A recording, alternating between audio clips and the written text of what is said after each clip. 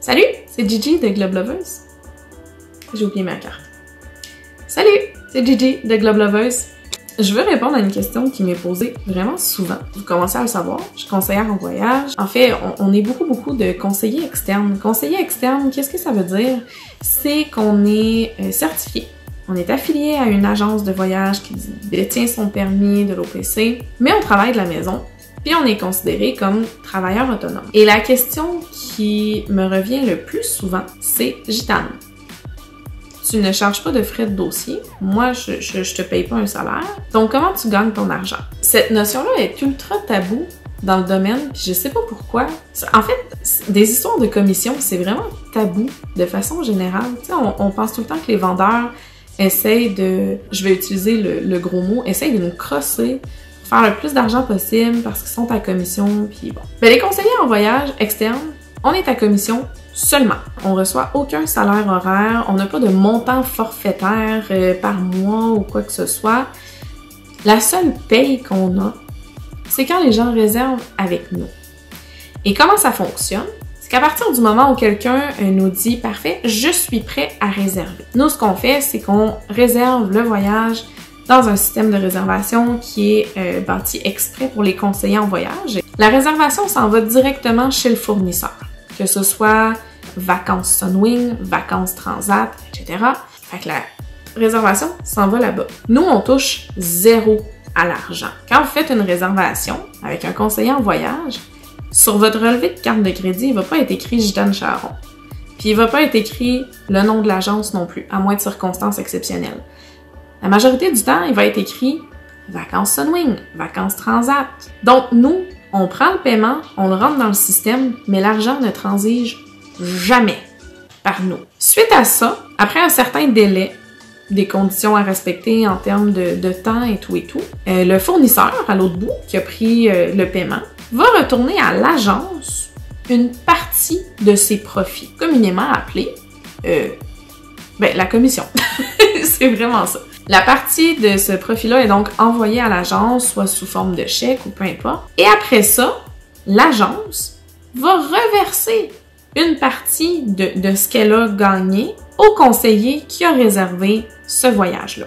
Maintenant, on va parler de taux de commission. Puis je ne suis pas effrayée d'en parler. Puis comme je disais tantôt, il y a beaucoup de conseillers en voyage qui sont très gênés de parler de ça. La commission, ça devrait être, mon Dieu, caché, puis ben non, parce que je vous annonce qu'on gagne pas des millions. Oui, il y a moyen de gagner sa vie en faisant ça à temps plein, mais vraiment, là, ça me gêne pas de vous dire combien qu'on gagne.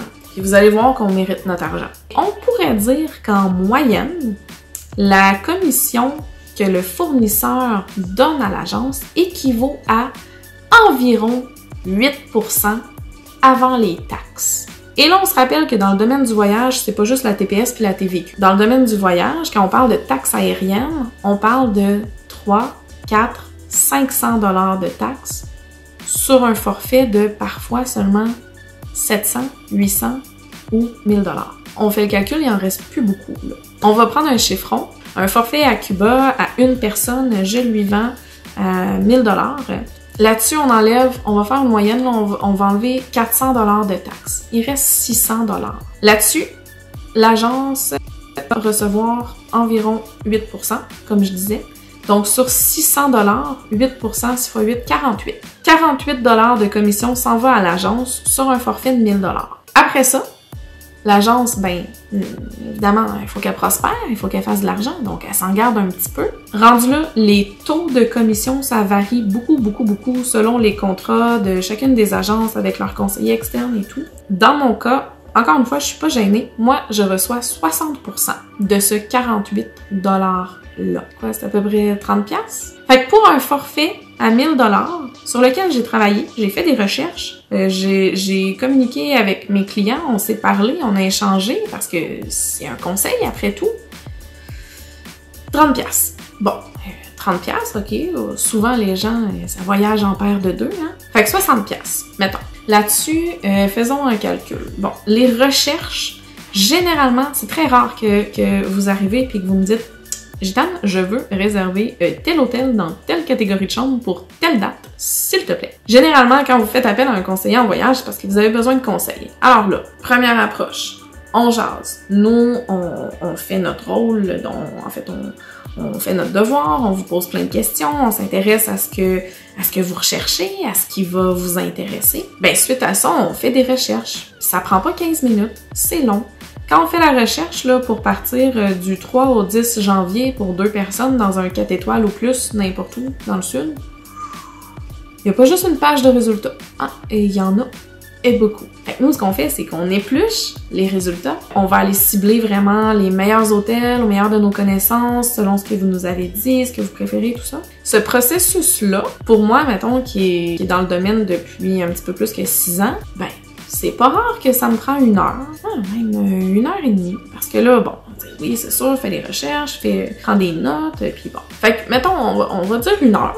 Je vais arrondir à la baisse. On va dire 1 heure. Bon, là, après ça, c'est bien beau, j'ai fait mes recherches, mais encore faut-il que je vous l'envoie à la soumission. Fait que mettre tout ça au propre, aller chercher des petites photos pour que ça soit cute, parce que, ben, juste un courriel avec des prix, c'est drabe en sein, s'il vous plaît. Fait que rédige le courriel, puis bon, s'assure qu'il n'y a pas d'erreur et tout ça. Facilement 1 demi-heure là-dessus. Facilement. Soumission est envoyée. Évidemment, vous avez des questions. C'est tout à fait normal. Des fois, ça correspond absolument pas à ce que vous vous attendiez. Alors là, on revient à l'étape 1 de refaire la recherche.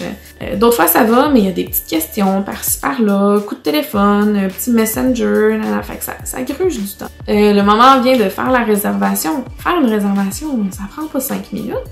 On se parle au téléphone, on jase, vous avez des questions, on vous explique comment ça fonctionne, on vous explique combien il y a de restos à l'hôtel, puis tatati, puis tatata. Là, je parle beaucoup d'hôtels sud, mais on s'entend que pour tous les types de voyages, tu sais, le sud, c'est à peu près ce qu'il y a le plus facile à vendre. C'est un forfait, merci, bonsoir, c'est réglé. À la carte, là, j'en vole, l'hôtel, les transports, les ci, les ça, tout réservé sur des plateformes différentes, ça, c'est encore plus de temps. Alors là, faire la réservation, honnêtement, c'est pas rare que je passe une bonne demi-heure, 45 minutes au téléphone. Réservation est faite, on a cliqué sur le piton Go, réservé. C'est pas fini pour nous. Il faut toujours bien s'occuper de la facturation. Après ça, ben nous, on a des trucs à comptabiliser. Il faut qu'on ait rentré des informations dans différents systèmes pour que le lien se fasse partout. Puis bon, fait que après la réservation, moi, elle est pas finie. J'en ai pour une petite demi-heure à tout gosser ça. Alors après ça, il y a toujours les questions qui viennent et qui viennent et qui viennent. Réservation, bon là, l'agence reçoit un avis. Des fois, ça arrive que l'agence nous contacte parce qu'elle a des petites modifications à faire sur la facture. On clarifie les dossiers. Fait que là, le temps s'accumule. Ben, ça arrive aussi des fois qu'il y a des pépins. Alors là, on reçoit un avis d'hôtel, notre petit Cuba qu'on a réservé tantôt. Avis de changement d'hôtel parce que finalement, la piscine principale a besoin de rénovation. Fait que là, les clients sont relocalisés dans un autre hôtel. Ça arrive. Des changements d'heures de vol, toutes sortes de cossins. Fait que là, ben, c'est de la gestion. On communique avec le client, explique tout ça, bla bla bla. C'est encore du temps. Là, je suis rendue à quoi? Je suis rendue à 4-5 heures à peu près. Pendant le voyage, ben, c'est peut-être pas tout le monde qui le fait, mais moi, je prends le temps. Je dis pendant, mais avant le voyage, je prends le temps d'envoyer les documents électroniques, de souhaiter bon voyage, de rappeler mes coordonnées si jamais il y a quoi que ce soit. Pendant le voyage, ben, si c'est quelqu'un que j'ai sur Facebook, je vais au moins poser la question une fois, puis ton voyage, comment ça va? Petite discussion, ça prend un 5-10 minutes par là. Retour du voyage, ben, autant que possible, j'essaie d'envoyer un petit mot aussi pour savoir comment ça a été. Fait qu'au total, c'est à peu près 5-6 heures qui est mis par réservation pour une réservation très simple. On est à peine plus que 10 $ de l'heure. Il faut pas le compter comme ça parce qu'on virait complètement débile. Mais je vous laisse imaginer à quel point il faut qu'on en réserve des torieux de voyage pour réussir à faire notre épicerie. Puis acheter d'autres choses que des alphabets. Hein? Oui, il y a des produits qui sont un petit peu plus payants pour nous. Il y en a d'autres qui le sont beaucoup moins. Mais c'est ça. Des fois, ça m'arrive de réserver des hôtels où on a 3% de commission dans l'agence. Et 2 nuits à 150$ la nuit, là. Belle grosse commission là-dessus. Ça me fait plaisir de le faire quand même, parce qu'au final, c'est un tout. C'est rare qu'on book seulement un hôtel, mais c'est beaucoup de travail. Si vous voulez nous donner un coup de pouce à moi puis à tous les autres conseillers en voyage au Québec, ben, premièrement, quand vous faites appel à un conseiller en voyage, Faites pas travailler 5 autres conseillers en même temps sur le même projet. Parce que le temps qu'ils vont passer sur votre projet, je vous le rappelle, ils ne reçoivent pas de salaire. Le salaire, c'est quand on réserve. Puis on a à peu près tous les mêmes prix sur le marché. On n'a pas tous le même niveau d'expérience, on n'a pas toute la même expertise. C'est important de trouver un conseiller en voyage qui va vous accrocher, avec qui vous allez bien vous entendre, ça, oui. Mais de grâce, faites pas travailler pour rien plusieurs conseillers en voyage en même temps. Ça serait très apprécié. Et quand vous faites travailler un conseiller puis que vous lui demandez des conseils, même si c'est juste une question sur un hôtel, s'il vous plaît, réservez avec cette personne-là. Vous, ça vous coûte pas plus cher. On est d'accord, ça vous coûte pas plus cher. C'est le même prix que ce que vous voyez en ligne. C'est la même chose. Vous allez avoir le même produit, mais en bonus, vous gagnez les services d'un conseiller qui s'intéresse à votre projet de voyage. Puis en plus, vous permettez à quelqu'un de vivre de sa passion puis de faire son épicerie en achetant d'autres choses que des alphabets. C'est bon, des alphabets. Genre une fois aux 2 ans, mettons. C'est tout. Pour vrai, si vous avez des questions, si vous êtes curieux, si ça vous intrigue, tout ça, pour vrai, écrivez un commentaire. Ça va me faire plaisir d'y répondre. Puis, c'est ça. J'ai rien d'autre à dire. Hey, bye!